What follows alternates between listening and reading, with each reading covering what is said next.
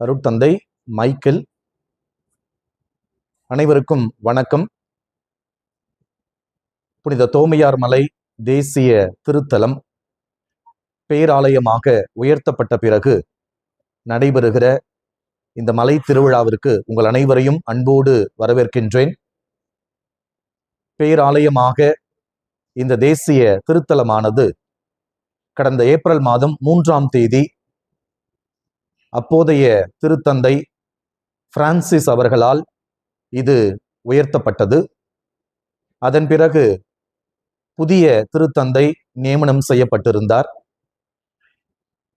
அவரை தொடர்ந்து ஜூலை மாதம் 3ஆம் தேதி நம்முடைய இந்த புனித தோமையார் மலை தேசிய திருத்தலம் பேராலயமாக அதிகாரப்பூர்வமாக அறிவிக்கப்பட்டு இந்தியாவினுடைய ஆயர்கள், தமிழகத்தினுடைய ஆயர்கள், இன்னும் அருட்தந்தையர்கள், அருட்சகோதரிகள், அருட்சகோதரர்கள் 10,000த்திற்கும் மேற்பட்ட இறை மக்கள் ஒன்று கூடி ஒரு மாபெரும் விழாவை இந்த தோமையார் மலை கண்டிருக்கின்றது. அந்த விழாவிற்கு பிறகு இப்போது வருவதுதான் இந்த மலை திருவிழா. கடந்த 502 ஆண்டுகளாக இந்த மலை திருவிழா கொண்டாடப்படுகின்றது. இந்த மலை திருவிழாவினுடைய சிறப்பு அம்சம், இந்த மலை இந்திய கிறித்துவத்தின் பிறப்பிடம். இந்த தோமா மலை இந்திய கிறித்துவத்தின் தொட்டில், சென்னையின் மாபெரும் அடையாளம்.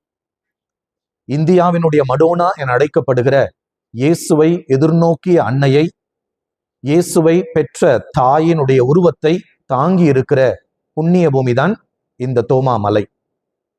இந்த மலை திருவிழாவினுடைய இன்னொரு கூடுதல் சிறப்பு, இங்கே வைக்கப்பட்டு இருக்கிற தோமாவால் வடித்து கொடுக்கப்பட்ட கற்சிலுவை. அது 16, 17 நூற்றாண்டுகளிலே ரத்தம் சொரிந்த வரலாறு இருக்கின்றது. டிசம்பர் 18ஆம் தேதி உள்ளே இருக்கிற இந்த கற்சிலுவை ரத்தம் சொரிந்ததாக ஏடுகள் நமக்கு மிக தெளிவாக சொல்லுகின்றன. இந்த தோமையார் மலை பகுதியில் அமைந்திருக்கிற உபகார அன்னை ஆலயத்திலிருந்து மாதாவுடைய தேர்பவனி துவங்குகின்றது. 5 மணிக்கு அங்கே ஒரு நற்கருணை ஆராதனை, 5:30 மணிக்கு திருத்தேர் மந்திரிக்கப்பட்டு அதைத் தொடர்ந்து திருத்தேரானது மலை உச்சியை நோக்கி பவனியாக மக்கள் புடைசூட கொண்டு வரப்படும்.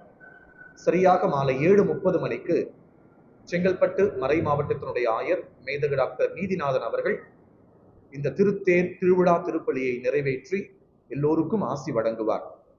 அதைத் தொடர்ந்து 18ஆம் தேதி இந்த மலை திருவிழாவினுடைய மிக முக்கியமான நாள்.